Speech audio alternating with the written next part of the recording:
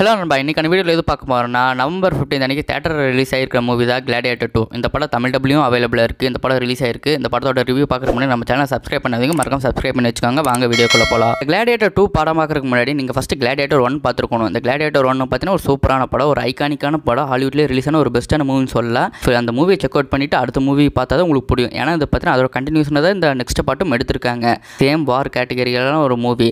டைமில் ஹிஸ்டாரி டைமில் என்ன ஆச்சு அப்படிங்கிறத பார்த்தீங்கன்னா சூப்பராகவே காட்டியிருந்தாங்க இந்த படத்தில். செகண்ட் பார்ட்டோட முக்கியமான விஷயமே மேக்கிங் தான். படம் ஸ்டார்டிங்லேருந்து எண்டிங் வரைக்கும் பார்த்தீங்கன்னா சூப்பராகவே மேக் பண்ணியிருந்தாங்க. சீக்வன்ஸ் எல்லாம் பார்த்தீங்கன்னா அல்டிமேட்டாக எடுத்து வச்சிருந்தாங்க. ஸ்டார்டிங்கில் ஒரு இன்ட்ரோவில் ஒரு வார் சீக்வன்ஸ் ஒன்று வரும், அருமையாக சூப்பராக இருந்துச்சு. ஒரு ஸ்ட்ராட்டஜிக்கல் விதமாகவே நடக்கும் அப்படிங்கிற நம்ம நினச்சி பார்க்க முடியாத அளவுக்கு சூப்பராகவே காட்டியிருந்தாங்க இந்த படத்தில். உங்களை பார்த்தீங்கன்னா ஒரு பயங்கர உங்களை என்டர்டெயின் பண்ணியிருப்பாங்க. வா அப்படிங்கிற மாதிரி ஒரு அமேசிங்கான சீனை வச்சு படத்தை வச்சுருப்பாங்க. அது பார்த்தீங்கன்னா நல்ல ஒரு ரசிகப்படியாகவே இருந்துச்சு. நினச்சா எல்லாருமே அவங்களோட ரோலை பர்ஃபெக்டாக பண்ணியிருந்தாங்க. சில படமெல்லாம் பார்த்துக்கப்புறம் இந்த கேரக்டரெல்லாம் இருந்தாங்களா அப்படிங்கிற நமக்கு ஞாபகம் இருக்காது. ஆனால் இந்த மூவி பார்க்கும்போது அதுக்கப்புறமும் இந்த கேரக்டர்ஸ் எல்லாம் இருந்தாங்க அப்படிங்கிறக்கும் உங்களுக்கு ஒரு தெளிவும் ஒரு ஞாபகமும் இருக்கும். அந்த மாதிரி படத்தை ஒவ்வொரு கேரக்டரும் பார்த்தீங்கன்னா செதுக்கி வச்சுருந்தாங்க. சூப்பராக இருந்துச்சு. அதெல்லாம் ஆக்ஷன் சீக்வன்ஸ் எல்லாம் இருக்குது. சில சீன்ஸ் எல்லாம் பார்த்தீங்கன்னா நிறைய அனிமல்ஸ் கூட நடக்கிற சீன்ஸ் எல்லாம் இருந்துச்சு. அந்த சீன்ஸ் எல்லாம் பார்த்தீங்கன்னா நிறையா ரசிங்கபடியாக இருந்துச்சு. சில சீனாக மங்கி கூட ஃபைட் வரும், ரைனோ, இந்த மாதிரி ஷார்க், நிறைய அனிமல்ஸ் கூட அந்த ஃபைட்டெல்லாம் வரும். அந்த ஃபைட்லாம் அவ்வளோ அருமையாக சூப்பராகவே பண்ணியிருந்தாங்க.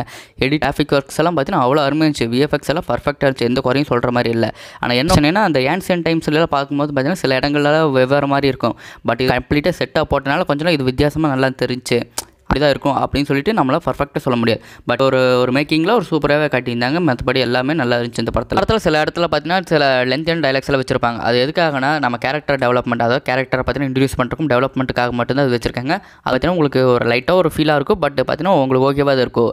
சீன்ஸும் பார்த்தீங்கன்னா அதில் கவர் அப் பண்ணி சூப்பராகவே முடிச்சிருப்பாங்க. அதோட மேக்கிங் அண்ட் மேக்கப் ஆர்டிஸ்ட் எல்லாம் பார்த்தீங்கன்னா பர்ஃபெக்டாக ஒர்க் பண்ணியிருந்தாங்க. அந்த காலத்தில் எப்படி இருப்பாங்களோ அதை பார்த்தீங்கன்னா பர்ஃபெக்டாக டெலிவரி பண்ணியிருந்தாங்க.